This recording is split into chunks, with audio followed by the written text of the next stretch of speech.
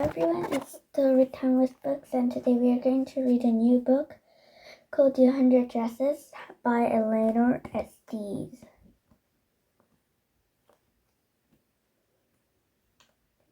Okay. Wanda. Today, Monday, Wanda Petrinsky was not in her seat, but nobody, not even Peggy and Madeline, the girls who started all the fun, noticed her absence. Usually, Wanda sat in the next to the glass seat in the last row in room 13. She sat in the corner of the room where the rough boys who did not make good marks on their report card sat. The corner of the room where there was most scuffling of feet, most roars or of laughter when anything funny was said, and most mud and dirt on the floor. Wanda did not sit there because she was rough and noisy. On the contrary, she was very quiet and rarely said anything at all, and nobody had ever heard her laugh out loud. Sometimes she twisted her mouth into a crooked sort of smile, but that was all. Nobody knew exactly why Wanda sat in that seat, unless it was because she came all the way from Boggin's Head, and her feet were usually caked with dry mud that she picked up coming down the country road. Maybe the teacher liked to keep all the children who were apt to come in with dirty shoes in one corner of the room. But no one really thought that much about Wanda Petrinsky when she was in the classroom. The time they thought about her was outside of school hours, at noontime when they were coming back to school, or in the morning early before school began, when groups of 2 or 3 or even more would be talking and laughing on their way to the schoolyard. Then sometimes they waited for Wanda to have fun with her. The next day, Tuesday, Wanda was not in school either, and nobody noticed her absence again, except the teacher and probably Big Billy Byron, who sat in the seat behind Wanda's and who could now put his long legs around her empty desk, one on each side, and sit there like a frog to great entertainment of all in his corner of the room. But on Wednesday, Peggy and Maddie, who sat in the front row along with other children who got good marks and did not track in a whole lot of mud, did not notice that Wanda wasn't there. Peggy was the most popular girl in the school. She was pretty, she had many pretty clothes, and her auburn hair was curly.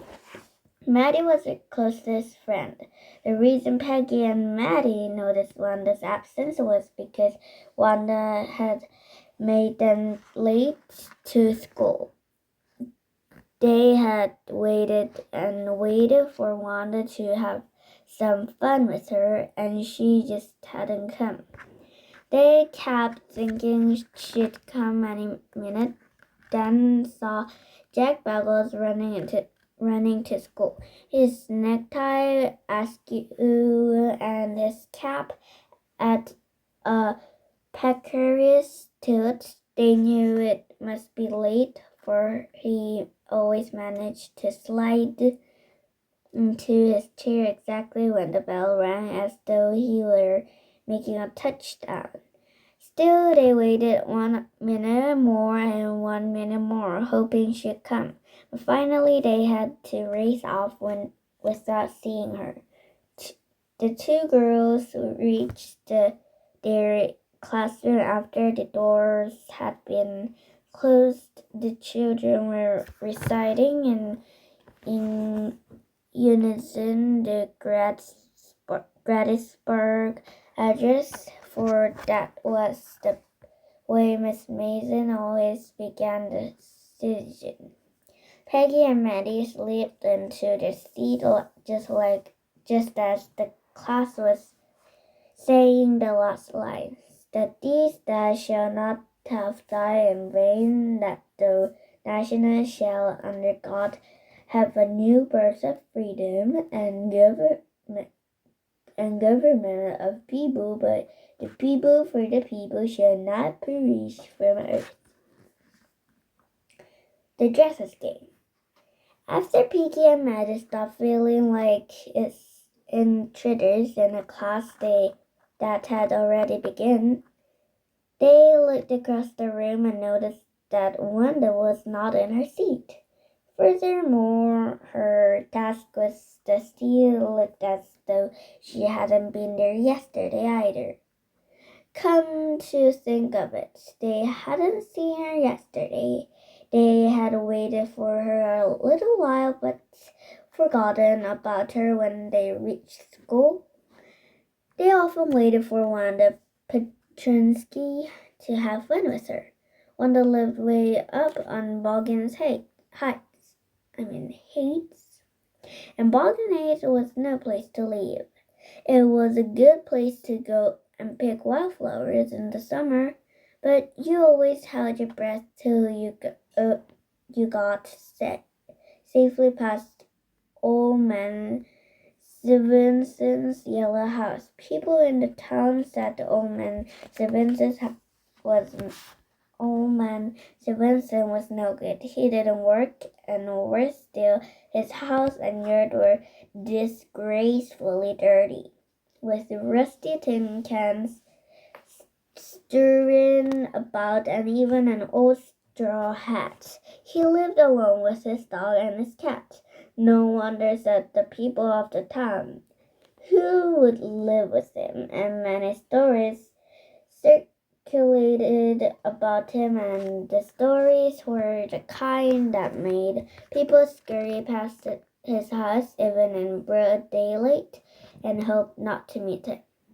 Baden said there were a few small scattered frame houses, and in one of these Wanda Petrinsky lived with her father and her brother Jake. Wanda Petrinsky, most of the children in room 13 didn't have names like that. They had names easy to say, like Thomas Smith or Ellen. There was once a boy named Bounce, Willie Bounce, and people thought that was funny, but not funny in the same way that Petrinsky was. Wanda didn't have any friends. She came to school alone and went home alone.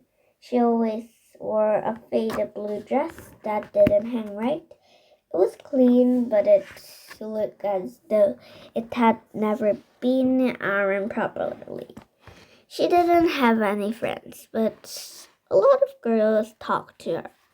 They waited for her under the maple trees on the corner of Oliver Street, or they surrounded her in the schoolyard as she stood watching some little girls play hopscotch on the worn hard ground. One day, Peggy would say in a most courteous manner, as though she were talking to Miss Mason or the principal perhaps. Wanda, she'd say, giving one of her friends a nudge, tell us, how many dresses did you say you had hanging up in your closet? 100, said Wanda. 100? Exclaimed all the girls incredulously, and the little girls would stop playing hopscotch and listen. Yeah, 100 all lined up, said Wanda. Then her thin lips drew together in silence. What are they like? Silk, I bet, said Peggy. Yeah, all silk or all collars. Velvet too? Yeah, velvet too. 100 dresses. repeated Wanda stolidly. Who lined up in my closet? Then they let her go. And then, before she'd gone very far, they couldn't help bursting into shrieks and peals of laughter. 100 dresses! Obviously, the only dress Wanda had was the blue one she wore every day. So, what did she say she had 100 for? What a story! And the girls laughed. There is really why Wanda moved over to the sunny place by the ivy-covered brick wall of the school building where she usually stood and waited for the bell to ring. But if the girls had met her at the corner of Oliver Street, they'd carry her along with them for a way, stopping every few feet more incredulous questions, and it wasn't always dresses they talked about. Sometimes it was hats or coats or even shoes. How many shoes did you say you had? 60. 60 pairs of 60 shoes. 60 pairs all lined up in my closet. Yesterday you said 50. Now I got 60. Cries of exaggerated politeness greeted this. All alike? Said the girls. Oh no, every pair is different, all colors all lined up. And Wanda would shift her eyes quickly from Peggy to a distant spot, as though she were looking far ahead, looking but not seeing anything. Then the outer fringe of the crowd of girls would break away gradually, laughing, and little by little, in pairs the group always dispersed. Peggy, who had thought up this game, and Maddie, her inseparable friend, were always the last to leave. And finally, Wanda would move up the street, her eyes dull and her mouth closed tight, hitching her left shoulder every now and then in the funny way she had, finishing the walk to school alone. Peggy was not really cruel. She protested small children from bullies, and she cried for hours if she saw an animal mistreated, if anybody had said to her, "Don't you think that is a cruel way to treat Wanda?" She would have been very surprised. Cruel? What did the girl want to go and say she had 100 dresses for? Anybody could tell that was a lie. Why did she want to lie? And she wasn't just an ordinary person. Else, why would she have a name like that? Anyway, they never made her cry. As for Maddie, this business of asking Wanda every day how many dresses and how many hats and how many this and that she had was bothering her. Maddie was poor herself. She usually wore somebody's hand-me-down clothes. Thank goodness she didn't live up on Buggins Heights or have a funny name. And her forehead didn't shine the way Wanda's round one did. What did she use on it? Sapolio? That's what all the girls want to know. Sometimes when Peggy was asking Wanda those questions in the mock polite voice, Maddie felt embarrassed and studied the marbles in the palm of her head, rolling them away and saying nothing herself. Not the way she felt sorry for Wanda exactly. She would never have paid any attention to Wanda if Peggy hadn't invented the dresses game.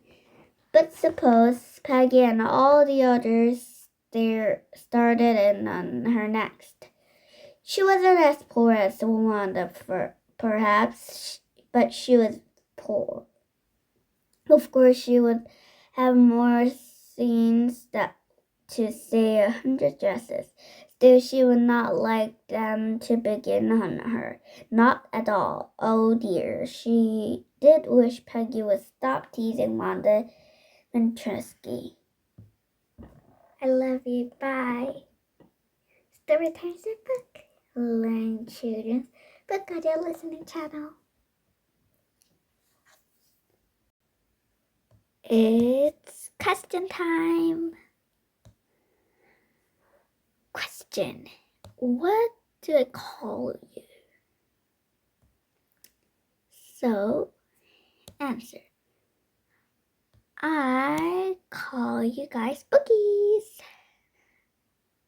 And kiss. Kiss. XOXO. Bye.